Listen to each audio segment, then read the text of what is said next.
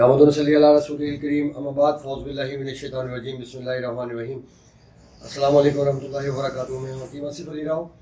आज का जो मौज़ू हम तरतीब दे रहे हैं वो तेज़पात से मुतल्लिक़ है। ये पत्ते नुमा एक दरख्त का पत्ते हैं और ये हमेशा गर्म मसाले की तरह इस्तेमाल किए जाते हैं। अक्सर आपने देखा होगा कि बिरयानी के अंदर कड़ी पत्ता आप टाइप को नज़र आएगा, कहा जाता है इसको माशरे के अंदर, बट इसका नाम सही नाम तेज़पात है। अब तेज़पात का जो मिजाज है वो अल्लाह रब्बुल इज़्ज़त ने गर्म खुश्क तरतीब दिया है।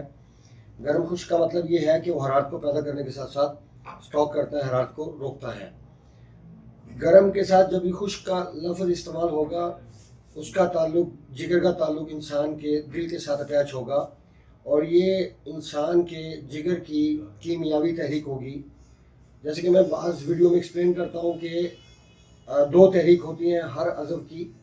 जैसे एक कीमियावी तहरीक है और एक मशीनी तहरीक है।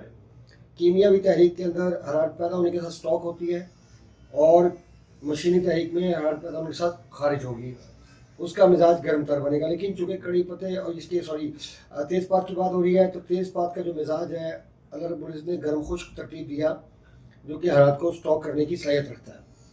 अब जो चीज़ हरारत को स्टॉक करने की सलाहियत रखती है यकीनन वो इंसान की तेज़ाबियत के हवाले से वो मुआविन साबित होती है, क्योंकि तेज़ाबियत का जो असल ट्रीटमेंट है वो मस्कुलर सिस्टम के दबाव को रिलीज़ करना है और गुर्दत के दबाव को बढ़ाना है, जिगर के दबाव को इंक्रीज़ करना है, जिससे क्या होता है कि इंसान के जिस्म के अंदर हरारत प्रोड्यूस होती है। हमारे माशरे में एक गलत फहमी ये पाई जाती है कि इसका जो मिजाज है गर्म खुश्क जो मिजाज है इसका, और रूटीन में जो एसिडिटी का पेशेंट होता है, खुश्की का पेशेंट होता है, उसको दूध, मक्खन या घी का इस्तेमाल करवाया जाता है या इसको रतूबात मुहैया की जाती है। हालांकि ये कानून फितरत के ख़िलाफ़ है। हमेशा खुश्की जब बढ़ती है तो खून गाढ़ा होता है, खून गाढ़ा होता है तो उसको पतला करने की ज़रूरत होती है। अगर उसको पतला ना किया जाए तो यकीनन नुकसान का सामना करना पड़ता है। यहाँ पे हम खून को पतला करने की बजाय हम उसको रतूबात मुहैया करते हैं, चिकनाई मुहैया करते हैं, फैट देते हैं, जिससे क्या होता है कि खुश्की बजाय कम होने के मज़ीद बढ़ना शुरू हो जाती है। जिन लोगों ने ये तजुर्बा किया है कि उनको बखूबी अंदाज़ा होगा कि जिन लोगों में खुश्की का अंसर ज़्यादा है, गैसेस बनती हैं, इन्फ्लेमेशन मौजूद है, वहाँ दूध का इस्तेमाल या घी का इस्तेमाल उनकी इन्फ्लेमेशन को बढ़ाने में मुआविन साबित हुआ। बाज़ जगह पे एसिडिटी की सूरत में जहाँ रतूबात इंतहा से ज़्यादा निचट जाती हैं तो वहाँ पे हमें किसी किसी जगह पे देसी घी का इस्तेमाल करवाना पड़ता है। क्यों करवाना पड़ता है कि रतूबात जिस्म में मौजूद नहीं है और वहाँ पे हीट देना बड़ा मुश्किल काम है, जिससे नुकसान का भी एहतमाल है। बहरकैफ ये कोई पेशेंट होता है जिसको इस कंडीशन में हम ला खड़ा करते हैं और फिर देसी घी का इस्तेमाल करवाते हैं।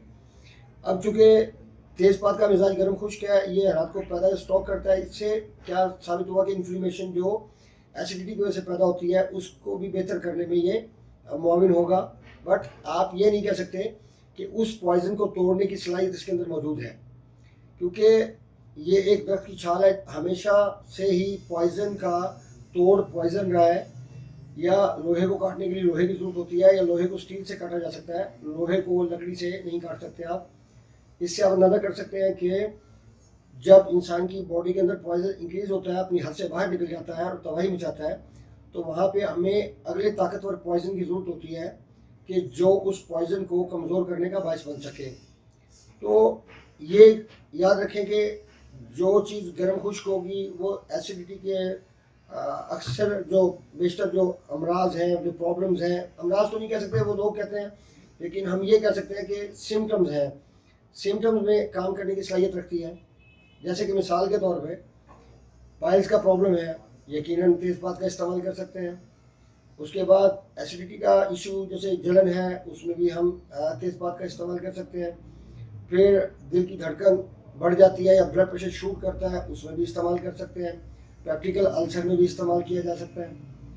अब अगर हम बात करें तो ये बहुत लंबा चौड़ा एक सिस्टम है जिसको समझने के लिए शायद मैं समझता हूँ कि 23 साल से मैं सीख रहा हूँ, और शायद मुझे लगता है कि मैं जब तक मौत नहीं आती मैं सीखता ही रहूँगा, क्योंकि अल्लाह का निज़ाम ऐसा है कि ये کبھی بھی انسان کی عقل کے احاطے کے اندر نہیں آ سکتا، یہ اس سے باہر کی چیزیں ہیں۔ طب کے اوپر کب سے کام ہو رہا ہے؟ جب سے دنیا وجود میں آئی اس وقت سے لے کے آج تک طب کے اوپر کام ہو رہا ہے، لیکن آج تک کوئی انسان یہ نہیں کہہ پایا کہ طب کمپلیٹ ہو گئی۔ ہاں، دین اسلام کمپلیٹ ہو گیا۔ دین اسلام اس لیے کمپلیٹ ہو گیا کہ اس کے بارے میں جو فرمایا گیا تھا کہ میرا دلارا آئے گا، میرا محبوب آئے گا، وہ آیا اور دنیا اس کے بعد ختم ہو جائے گی، وہ وقت آ چکا، وہ دین اسلام کے بارے میں بات کہی گئی۔ لیکن اس کے علاوہ جو علوم ہے وہ ہمیشہ ترقی کرتے گئے، انسان کی سوچ چینج ہوتی گئی۔ جیسے آج بھی برٹش لوگ کوئی میڈیسن مارکیٹ میں لے کے آتے ہیں تو کچھ ٹائم کے بعد اس کو وہ خود ہی ریجیکٹ کر کے اور کہتے ہیں کہ اس کے فلاں جگہ نقصانات تھے، فلاں جگہ اس کا یہ نقصان پہنچا، اور اس کو ریجیکٹ کر کے اس کو بند کر دیا جاتا ہے۔ اس کے نام پہ ایک اور نئی چیز مارکیٹ میں لا کے لوگوں کو بیوقوف بنانے کی چھوڑ دی جاتی ہے۔ اب اللہ کا بنایا ہوا نظام تو شروع سے کام کر رہا ہے۔ اکثر لوگوں کی غلط فہمی ہے کہ ادویات جو طب سے متعلق ہیں، ہربل جو اللہ نے پیدا کی چیزیں ہیں، وہ آج کام نہیں کرتی آج کل کے دور میں۔ افسوس کی بات ہے کہ اس اللہ رب العزت کے بارے میں یہ رائے قائم کی جا رہی ہے کہ تو نعوذ باللہ کہ اس کو یہ نہیں پتہ تھا کہ 14ویں صدی میں جہاں پہ لوگ اپنی ڈائٹ کو چینج کریں گے، وہ اپنے نبی کو سامنے نہیں رکھیں گے، تو وہاں پہ ان کو کس چیز کی ضرورت پڑ سکتی ہے۔ یہ عجیب بات ہے، حالانکہ اللہ کا بنایا ہوا نظام آج بھی کام کر رہا ہے اور یقیناً وہ بہترین طریقے سے کام کر رہا ہے، لیکن اس کو سمجھنے والے لوگ بہت کم ہو گئے۔ جیسے کالجز کے اوپر پریشر بڑھایا گیا کہ ایلوپیتھک سے متعلق کالجز کو سہولیات دی جائیں اور طب سے متعلق سسٹم کو یتیم چھوڑ دیا گیا۔ یہ ایک بہت بڑی زیادتی تھی جو انگریز اور یہودیوں کو اوپر لے جانے کے لیے، اللہ کے نظام کو کمزور کرنے کے لیے دنیا کے اندر لائی گئی۔ لیکن اللہ کا نظام تو کام کر رہا ہے، وہ کرتا رہا ہے، آج بھی کر رہا ہے، آنے والے وقت میں بھی کرے گا۔ آج بھی اس کے اندر یہ صلاحیت ہے کہ وہ دنیا کے بڑی سی بڑی چیز کو کنٹرول کرنے کی صلاحیت رکھتا ہے۔ کینسر تک، گال بلیڈر اسٹون کیا، اس کے بعد چھاتی کینسر کیا۔ تو آپ یہ سمجھ لیجئے کہ اللہ کا بنایا ہوا نظام آج بھی کام کر رہا ہے، لیکن اس کو سمجھنے کی ضرورت ہے، اس کے مطابق کام کرنے کی ضرورت ہے، اس کو لے کے چلنے کی ضرورت ہے، تو زندگی بہت بہتر ہو سکتی ہے۔ اور تیز پاس سے متعلق آخری بات کہنا چاہوں گا کہ اس کا استعمال صرف چند صورتوں میں نہیں کیا جا سکتا۔ حرارت کی صورت میں نہیں کیا جا سکتا، جب پیلا یرقان انکریز ہو گیا ہو اور پیشاب جل کے آتا ہو اور پیشاب بہت زیادہ پیلا آتا ہو تو اس کا استعمال نہیں کیا جا سکتا۔ اگر یورین کا کلر لائٹ یلو ہے اور یا وائٹ ہے تو یقیناً اس کا استعمال کیا جا سکتا ہے اور یہ بہترین نتائج کا حامل ہوتا ہے۔ آپ اس حوالے سے یہ بھی سمجھ لیں کہ جب ایسیڈیٹی کا ایشو ہوتا ہے، انفلیمیشن ہوتی ہے، تو لیور بریک کرتا ہے، تسکین کی حالت میں ہوتا ہے اور انسان کے اعصاب تک بلڈ نہیں پہنچتا، بہت کم پہنچتا ہے۔